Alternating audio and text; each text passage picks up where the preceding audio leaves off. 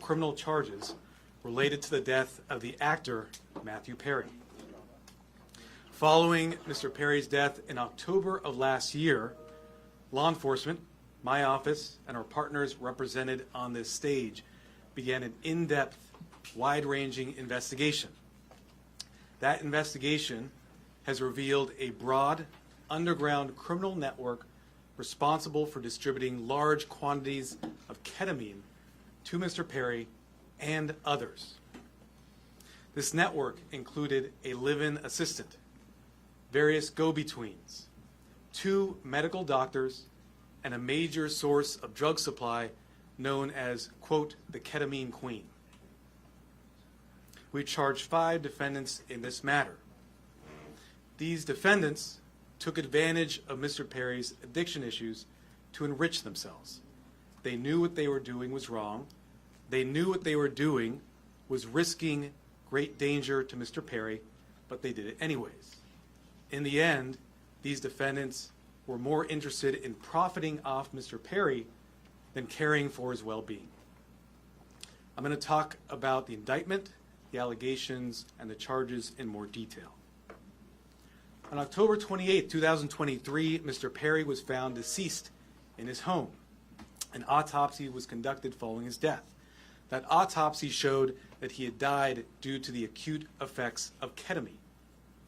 Ketamine is a controlled substance. It has some legitimate uses, but it is also used illegally. It is used by people seeking to disassociate from reality. It can cause serious health effects, serious health problems, including loss of consciousness, including spikes in blood pressure, and including respiratory issues that can deprive the brain of oxygen. For that reason, it is a drug that must be administered by medical professionals, and the patient must be monitored closely.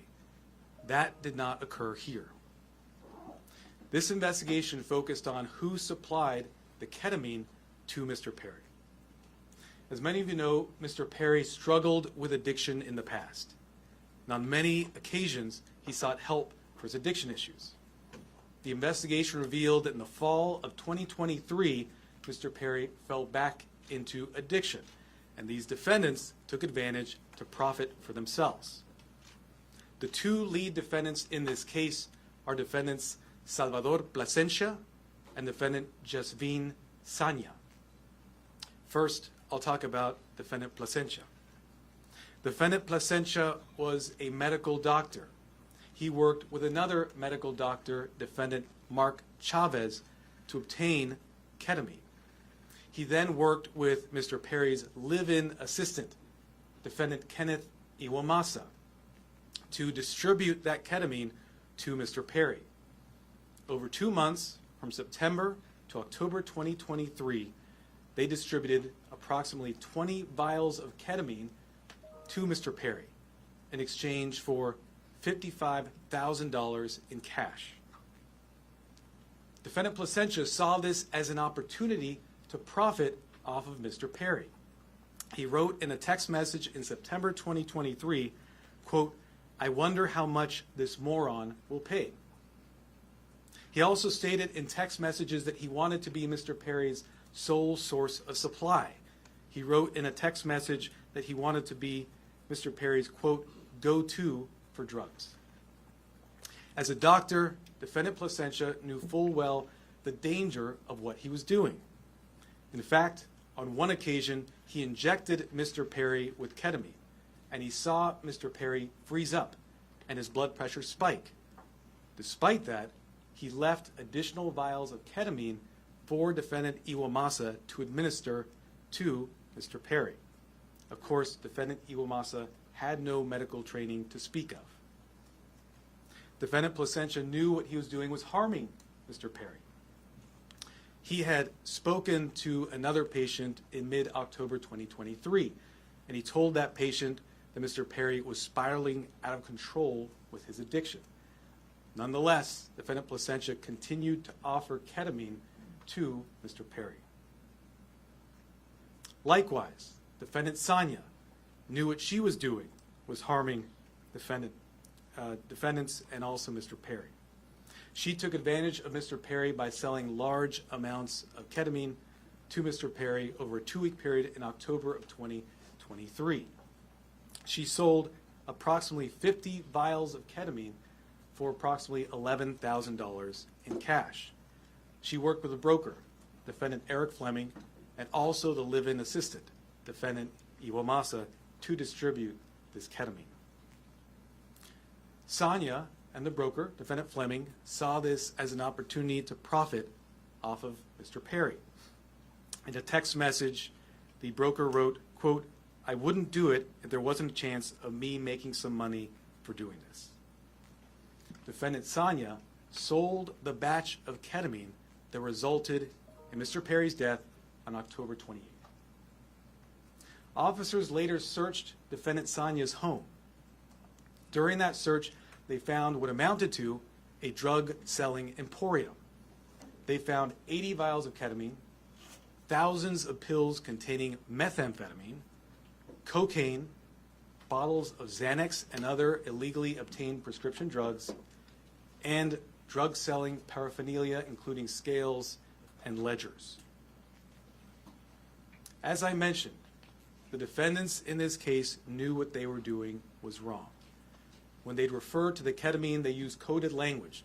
They'd refer to it using terms such as, quote, Dr. Pepper, or quote, bots, or quote, cans. Also, defendants Placencia and Chavez, as medical doctors, knew full well this was not the proper way to administer ketamine, and they even talked about that in their exchanges. And defendant Sonia also knew that she was doing something that caused great risk to Mr. Perry. In fact, during this investigation, we learned that several years before, in 2019, defendant Sonia had sold ketamine to another customer. That person died the same day. And a family member of that person sent a message to defendant Sonia telling her the cause of death was ketamine. Nonetheless, defendant Sonia continued selling drugs, including ketamine, including the ketamine that ultimately killed Mr. Perry. That other victim was a person named Cody McGlory. He died in 2019. As a result of this investigation, we have filed a drug distribution charge related to the death of Mr. McGlory. After Mr. Perry died, these defendants tried to cover up what they had done. On October 28th, after reading news reports of Mr. Perry's death, defendant Sonia wrote a text message to defendant Fleming saying, quote, delete all our messages. Likewise, after Mr. Perry's death, defendant Placencia falsified medical records and notes to try to make it look like what he was doing was legitimate. It was not. We have filed numerous federal charges against the 5 defendants. These charges include conspiracy to distribute ketamine, distribution of ketamine resulting in death, maintaining drug-involved premises for that drug-selling emporium the defendant Sonia had, altering and falsifying records related to a federal investigation for those false medical notes and records that defendant Placencia made, and multiple other drug trafficking counts. Of course, the defendants are presumed innocent until proven guilty. The penalties these defendants face are very significant. With regard to defendant Placencia, the statutory maximum sentence he faces is 120 years in federal prison. Now, with regard to defendant Sonia, the statutory maximum she faces is life imprisonment. By filing these extensive and serious charges, we are sending a clear message. If you are in the business of selling dangerous drugs, we will hold you accountable for the deaths that you cause. This is nothing new for us. Since 2022, my office has filed over 60 cases against drug dealers who've caused the death of another person. These cases are known as death-resulting cases. They are labor-intensive cases, and we work with our law enforcement partners, including ones represented here today, to bring those cases. Our office is a national leader in bringing those cases. They're very important because every victim's life counts. If you are in the drug selling business and you're selling dangerous drugs, you are playing roulette with other people's lives, just like the 5 defendants here did to Mr. Perry. Defendants nowadays are on full notice that the products they sell could result in the death of another person. Therefore, if you're in the drug business, and despite these risks you continue in the drug business, you are pushed by greed to gamble with other people's lives, be advised, we will hold you accountable.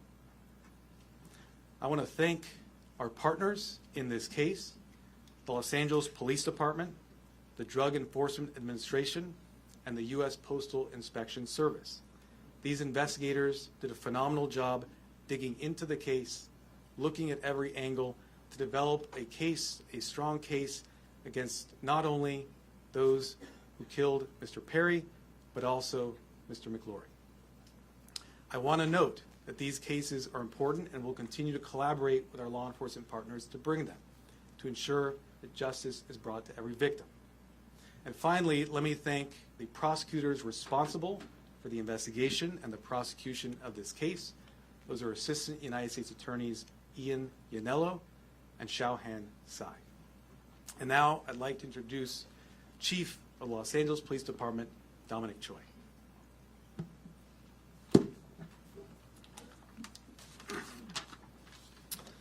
All right. Good morning, and thank you, Martine.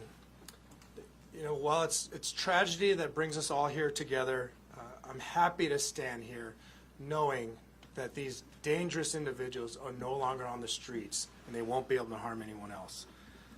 The Los Angeles Police Department and our partners here today, we're committed to investigating all cases like this, and it's regardless of someone's background or socioeconomic status. And just with all of our cases, this investigation was done impartially.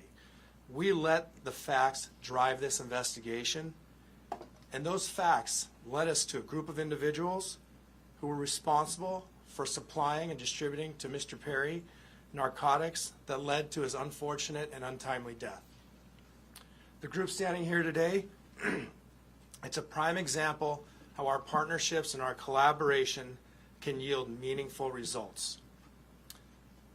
I want to thank LAPD, our Robbery Homicide Division, who is standing in the back there, the U.S. Attorney Martin Estrada and his team, the DEA and her team, as well as the U.S. Postal Inspection Service and their team for their hard work, diligence, and real patience. Now, I know people think this took a long time, but there was a lot of work, a lot of investigative strategies that went into this to make sure that there's a solid case and that we can pursue this in the courts. Our relationship with our federal partners, it helps us ensure that these criminals will have meaningful sentences and be an example for anyone that is willing to risk or jeopardize distributing and supplying unlawful or narcotics to anyone. And I just really want people to know that that is the message. You cannot get away with this regardless of your background or socioeconomic status. Breaking the law is breaking the law, and you are dangerous and you are jeopardizing lives.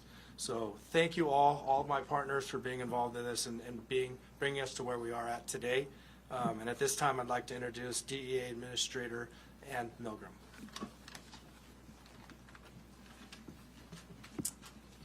Good morning. Today we announce charges brought against 5 individuals who together are responsible for the death of Matthew Perry. Each of the defendants played a key role in his death. They falsely prescribed, sold, or injected the ketamine that caused Matthew Perry's tragic death. In the United States, most forms of ketamine are only approved by the Food and Drug Administration for anesthesia. A nasal spray version is approved for treatment of depression, but only in a certified medical setting. Here, Matthew Perry sought treatment for depression and anxiety and went to a local clinic where he became addicted to intravenous ketamine. When clinic doctors refused to increase his dosage, he turned to unscrupulous doctors who saw Perry as a way to make quick money. Dr. Plasencia and Dr. Chavez violated the oath they took to care for their patients. Instead of do no harm, they did harm so that they could make more money. Without performing any medical evaluation or monitoring, they supplied Matthew Perry with large amounts of ketamine in exchange for large sums of money, charging Perry $2,000 for a vial that cost Dr. Chavez approximately $12. As Matthew Perry's ketamine addiction grew, he wanted more, and he wanted it faster and cheaper. That is how he ended up buying from street dealers who sold the ketamine that ultimately led to his death. In doing so, he followed the arc that we have tragically seen with many others, whose substance use disorder begins in a doctor's office and ends in the street. Perry turned to his street dealer, Eric Fleming, who sourced his ketamine from a drug trafficker known as the Ketamine Queen, Jasveen Sangha. The ketamine supplied by Sangha would ultimately be the dose that took Matthew Perry's life. Sangha knew that the ketamine she supplied could be deadly, since in 2019 she had sold ketamine to Cody McLaury, who died at the age of 33. But despite this knowledge, she continued to sell ketamine and methamphetamine throughout Los Angeles. Matthew Perry's journey began with unscrupulous doctors who abused their position of trust because they saw him as a payday, and it ended with street dealers who sold him ketamine in unmarked vials. The desperation that led Perry to these individuals was not met with help, as it should have been from the doctors, but instead it was met with exploitation. Exploitation by those who should have guided him toward help. This betrayal of trust is at the heart of this tragedy. Since 2023, DEA has investigated nearly 500 drug poisoning and overdose cases just like Matthew Perry's. We run a national initiative known as OD Justice, where we work with our state and local law enforcement partners to conduct investigations after someone has passed away. And it is important to note that the national model we today have in every 50 state across the United States is based on the work that started here in Los Angeles. We began this work with our partners in the Los Angeles Police Department and with other local police departments and sheriff's offices in California, in the Los Angeles area, and with the U.S. Attorney's Office. And today it stands as our national model for this critical work. Together, as part of OD Justice, we work to bring justice for the lives that have been lost and to stop others from dying. Regardless of the size or scope of a drug distribution network, the DEA will work nonstop to uncover and disrupt this illegal activity, and in this case, the deadly activity. I want to close by noting that Matthew Perry's death is not just a tragic overdose. After his 2020 book openly discussed his struggles with substance use disorder, Matthew Perry told podcast host Tom Power that he would prefer to be remembered for helping people rather than for his work on Friends as Chandler Bing. And so perhaps what has happened and the tragic details that we are discussing today can help others and save lives.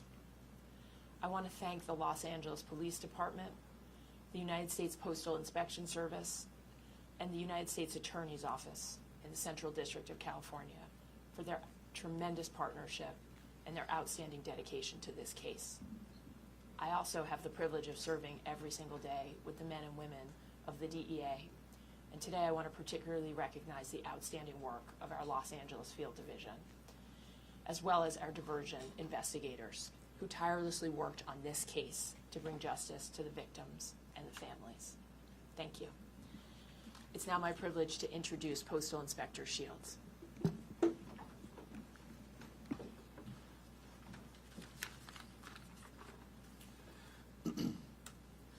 Good morning, and again, welcome.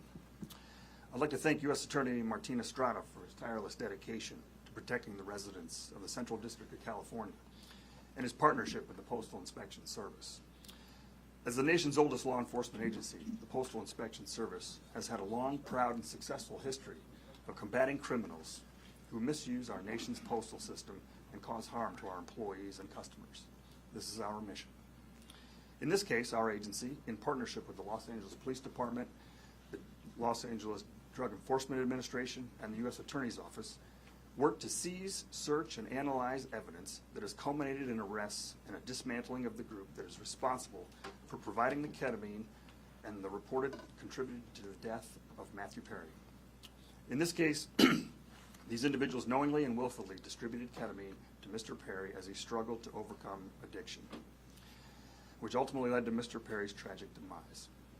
Unfortunately, every day in this country, families are grieving for their loved ones lost to drug overdoses. We want these families and the American public to know that the Postal Service will not be an unwitting accomplice to anyone using the U.S. mail to distribute illegal drugs or drug paraphernalia. The Inspection Service continues to work tirelessly to rid the mail of illicit drugs, fight drug trafficking and the associated violence, preserve the integrity of the mail, and most importantly, provide a safe environment to postal employees, customers, and the American public. The Postal Inspection Service is turning the tide against drug dealers. Detecting and stopping their shipments is only the beginning. Tracing illegal drugs back to the source and shutting them down is the ultimate mission. Once again, a tremendous thank you to our partners in federal and state and local law enforcement, as well as the U.S. Attorney's Office, for their continued collaboration and hard work in support of this mission. Thank you.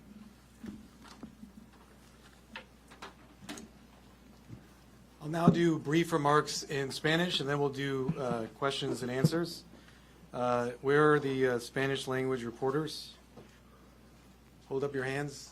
Okay, great. Hoy anunciamos cargos criminales federales en conexión con la muerte del actor Matthew Perry.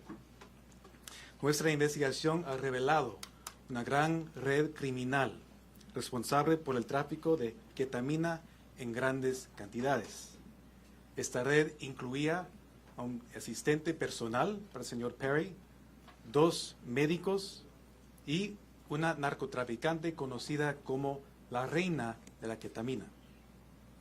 Hemos archivado cargos federales contra 5 acusados. Estos acusados vendieron ketamina al actor Matthew Perry y vendieron ketamina en grandes cantidades, 70 viales de ketamina. Estos acusados sabían que lo que hacían era muy peligroso. Hablaban en palabras codificadas. Estos acusados sabían que lo que estaban haciendo causaba un riesgo al señor Perry. Por supuesto, 2 de ellos eran doctores, médicos. Pero, sin embargo, estos acusados siguieron vendiendo ketamina al señor Perry. A estos acusados les importaba más el efectivo que la vida humana. Desde 2022, mi oficina ha archivado más que 60 casos contra narcotraficantes responsables por la muerte de otra persona. Estos casos son muy importantes porque la vida de cada víctima es importante. Con todos esos casos, como en este caso, mandamos un mensaje muy claro. No vamos a tolerar a los narcotraficantes que apuestan con las vidas de otras personas. We'll now do question and answer. Any questions? Yes. My first question is, the person that found Matthew Perry in the hot tub, is that also one of the people who's being charged in this case? Is that the assistant? I didn't hear that. Can you repeat the question? Yes, the person, the assistant that's being charged in this case, is that also the person that found Matthew Perry in the hot tub? So the personal assistant we charged is defendant Kenneth Iwamasa. He was the one live-in assistant for Mr. Perry.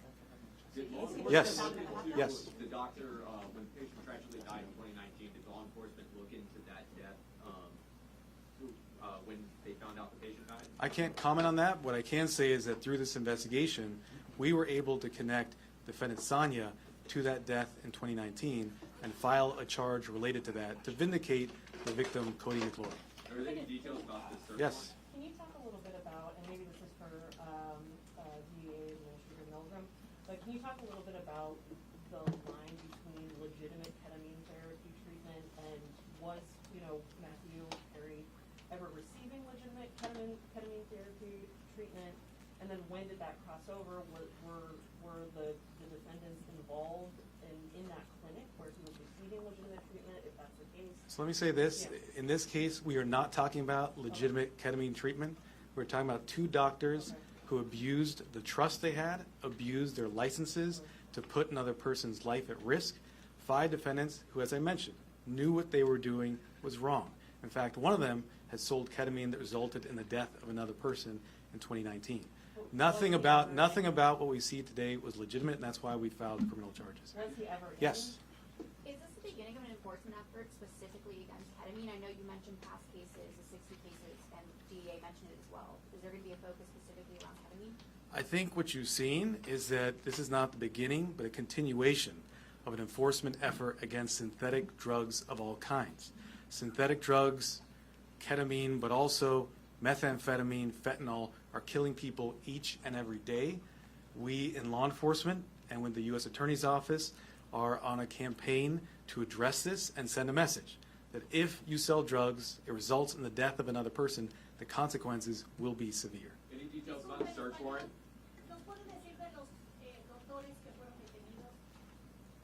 Hay 2 doctores que son los acusados en este caso, el doctor Plasencia y el doctor Chávez.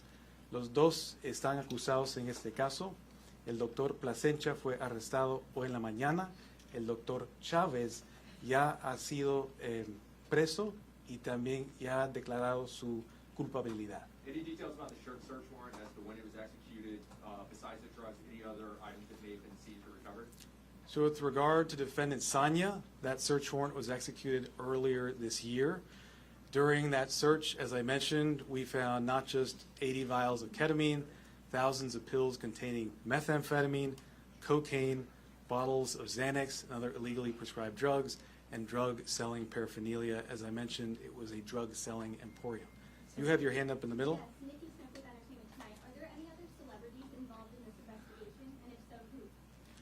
I've mentioned the defendants in this case. We have 5 defendants. The lead defendants are defendants Jasvin Sanya, Salvador Plasencia. We also have defendants Mark Chavez, another medical doctor. We have defendant Kenneth Iwamasa and defendant Eric Fleming. We look at the evidence. We see where that goes. We don't charge people based on whether they're celebrities or not celebrities. We charge them based on the evidence. I think what my colleague here was getting at before is in the autopsy report that was made public about his death, there were 2 physicians who were listed as being involved in Mr. Perry's treatment prior to his death. One of them was involved in what appeared to be legitimate therapeutic use of ketamine. Is there any indication that the people who were doing the off-label recreational use were connected with the legitimate therapy he was getting at any point? And So the what I'll second- tell you is, before we get to your second, what I'll tell you is that in our cases, we go where the evidence leads us. We also respect patient privacy. What I will say is an autopsy was conducted.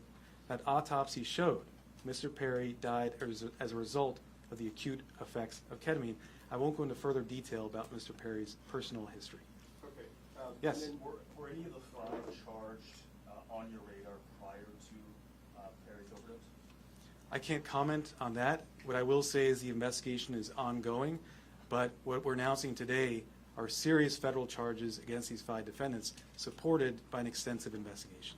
Sir, can you clarify the relationship? This woman has been patiently, have her hand up, yes. Yes, Chavez was detained. When was he detained, and was it related to this case as well? Defendant Chavez is a defendant in this case. Right. We filed this morning a plea agreement for defendant Chavez. So he's already not entered, but we have a filed plea agreement for him. 2 other defendants, defendant Iwamasa, have also signed plea agreements. That plea agreement has been entered. And defendant Fleming has signed a plea agreement. That plea agreement has been entered. As I mentioned, the 2 lead defendants in this case are defendants Plasencia and defendant Sanya, who were arrested this morning. Yes, sir. No, there's the patient man behind you. Yes, gentlemen. Fiscal, ¿nos puede identificar a los 5 detenidos y nos puede relacionar cómo comenzó la investigación con la reina de la ketamina en el 2019? Sí, hay 5 acusados y ya nombré los acusados hoy en la mañana 2 fueron arrestados. Fue la acusada Sanya y el acusado Plasencia, que fue un doctor médico. Sir, can, Yes. Yeah, there were reports this morning that the investigation could have uncovered other Hollywood celebrities who may have been buying from this same network. Is that accurate? Can you give us any sense of the customers that they were dealing with? So I can't comment on reports that are out there, their accuracy or inaccuracy. What I can tell you are the facts that we developed through our investigation. Those facts are what I've related to you this morning. Yes. You mentioned the queen of ketamine out of North Hollywood. What does that actually mean? How big was the network of people to whom she was selling narcotics and specifically ketamine? What I can say about defendant Sanya, known as the ketamine queen, was that she was a major source of supply for ketamine to others as well as Mr. Perry. I think the fact that we searched her house and found a drug selling emporium, including 80 vials of ketamine, would strongly suggest she was selling to many other individuals. Can you give a number, dozens, tens? I cannot, unfortunately, a number, no. Any evidence as far as this has gone outside of Let me, the gentleman there in the back. Extra TV, what has been Matthew's Perry's family's reaction to the news coming out today? So I won't comment on specific statements made by victims' families. We value confidentiality. What I will say is that the work of our office is victim-driven. We work with victims, including their families, each and every day, not just on this case, but on all our cases, including the over 60 death-resulting cases I mentioned earlier. We have been in communication, and I will leave it at that. Yes? Hello, sir. Were all the defendants American citizens, and where were they sourcing their drugs? What I can say is that all the defendants, actually I can't comment on citizenship at this time. I can't comment on the sourcing either. I've given you the facts in terms of the drug selling. Yes, sir. With regard to the death of the other victim, you see that his death was also a Perry because is that investigation into his death linked to the investigation of Perry, or was it only after the death of Perry that you realized the link with Mr. Perry? Sure. It was through the investigation in this case, as the investigators did a thorough job, followed every lead, pulled every string to see what had occurred. They learned about the extent of defendant Sanya's criminal conduct and learned about the sale in 2019. And because of that investigation, we have filed a charge related to the death of victim McLaurie. And that's important because we want to vindicate all victims who suffered these types of tragedies. So how much, I'll do 2 more questions. quick follow-up, how much reason to believe that the so-called Queen of Ketamine is linked to any more deaths? Are any more investigations any more possible that she could be linked to? I think, as I've mentioned, we've linked her to sales of ketamine, which resulted in at least 2 deaths. We searched her home. We found a drug-selling emporium. I can't comment. I can't speculate on things such as what you're suggesting. I will say, in this case, she is facing very significant federal charges, including a charge that carries a 10-year mandatory minimum sentence. Yes, sir. Were these 5 continuing to sell ketamine or other drugs after Perry's death? I can't comment on that in terms of where they were selling. No, But in terms of afterwards, were they what I still- can say is that we searched the home of one of the defendants following Mr. Perry's death. She had 80 vials of ketamine, thousands of pills of methamphetamine, cocaine, bottles of Xanax. Thank you very much. Appreciate it. Can you just clarify the relation, really? Did the doctors work with the street dealers specifically, or was that a separate sale of ketamine, or were they connected? So last question, because you've been so patient. We charge a conspiracy here. The conspiracy is against all 5 defendants for selling ketamine to Mr. Perry. Thank you so much. All right, thank you, ladies and gentlemen. The press release is out. It's online. We've emailed it. It's on social media. So